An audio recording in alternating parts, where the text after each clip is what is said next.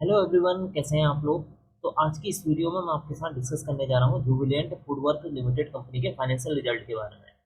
साथ ही कंपनी ने अपनी बोर्ड मीटिंग में 1.20 रुपीस पर इक्विटी शेयर के हिसाब से डिविडेंड देने का अनाउंसमेंट किया हुआ है। तो चलिए वीडियो को स्टार्ट करते हैं। सबसे पहले आपको बताना चाहूँगा कि जुबिलेंट फूडवर्क लिमिटेड कंपनी काम क्या करती है।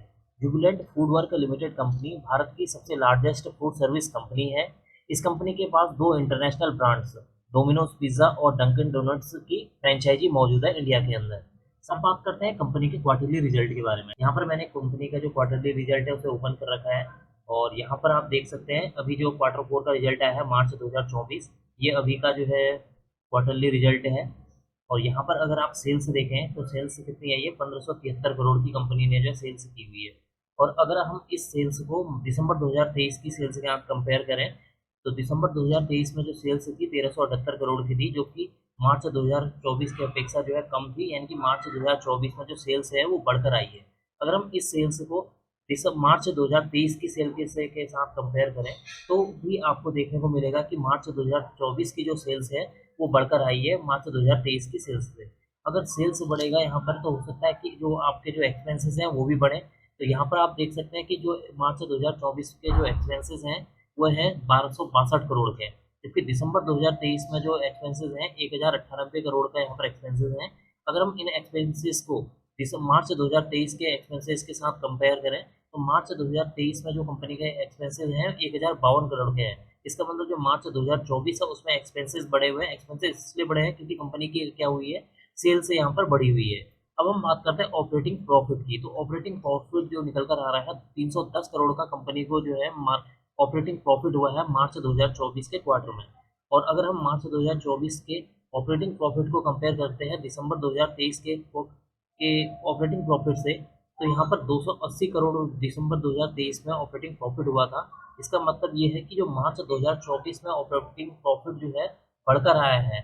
और अगर हम इस मार्च 2024 के ऑपरेटिंग प्रॉफिट को मार्च 2023 के ऑपरेटिंग प्रॉफिट से कंपेयर करें तब भी आपको देखने को मिलेगा कि मार्च 2024 का जो ऑपरेटिंग प्रॉफिट है वो मार्च 2023 के ऑपरेटिंग प्रॉफिट से ज़्यादा है। अब हम यहाँ पर देखते हैं अदर इनकम देखिए यहाँ पर 197 करोड़ की अदर इनकम है, जबकि जो दिसंबर 2023 में जो अदर इनकम है 20 करोड़ है।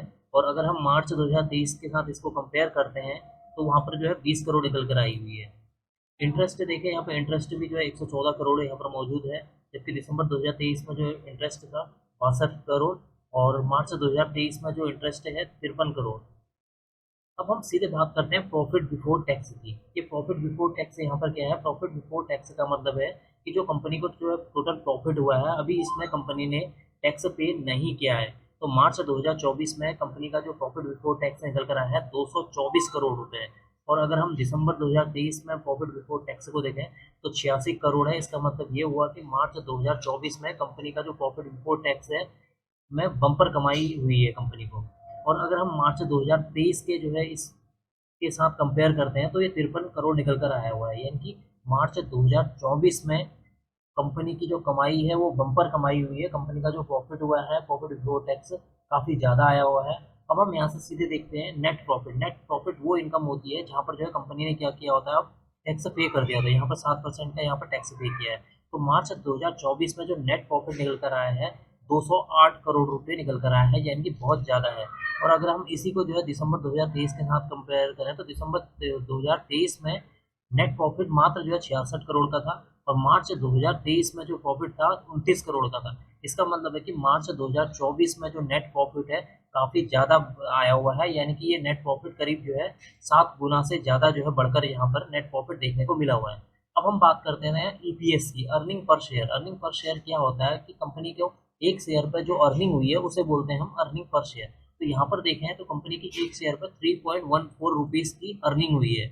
और अगर हम इस अर्निंग को दिसंबर 2023 की अर्निंग के साथ कंपेयर करें तो दिसंबर 2023 में कंपनी को एक शेयर पर 1 रुपये का फायदा हुआ था, जबकि मार्च 2024 में 3.14 रुपीज़ का फायदा हुआ है। अगर हम मार्च 2024 के इस अर्निंग पर शेयर को की प्रॉफिट को अगर हम कंपेयर करते हैं मार्च 2023 के अर्निंग से तो यहाँ मार्च 2023 के अर्निंग से कंपेयर करते हैं तो यहाँ पर जो अर्निंग निकल कर आ रही है 0.43, यानी कि ईपीएस यहाँ पर मार्च 2023 का 0.43 है। और अगर हम मार्च 2024 के साथ कंपेयर करके देखें तो वो है 3.14, यानी कि जो ईपीएस है वो भी काफ़ी ज़्यादा है, और ईपीएस ज़्यादा आने की वजह से कंपनी का जो नेट प्रॉफिट है वो ज़्यादा है। एंड में मैं आपसे यही कहना चाहूँगा, जो कंपनी का जो क्वार्टरली रिजल्ट है मार्च 2024 का, काफ़ी बढ़िया आया हुआ है, और इसका इम्पैक्ट आपको जो है चार्ट में भी देखने को मिलेगा। अब मैं इस वीडियो को यहीं पर एंड करना चाहूँगा, और एंड करने से पहले आपको एक चीज़ बताना चाहूँगा, जो क्वार्टरली रिजल्ट होते हैं उनके जो इम्पैक्ट होते हैं चार्ट के ऊपर, आपको कभी पॉजिटिव देखने को मिलेंगे, कभी निगेटिव देखने को मिलेंगे, क्योंकि ये चार्ट पर जो इसका जो रिएक्शन होता है टोटली साइकोलॉजिकल होता है, कि बड़े जो टॉप इन्वेस्टर्स हैं, बड़े इन्वेस्टर्स हैं, वो क्या चाहते हैं इस रिजल्ट के बाद, तो उस हिसाब से उसमें जो है प्राइस के मूवमेंट देखी जा सकती है। अगर आपको यह वीडियो पसंद आई हो तो please like, share and subscribe करना ना भूलें, and don't forget to press notification bell icon for new video. Thank you.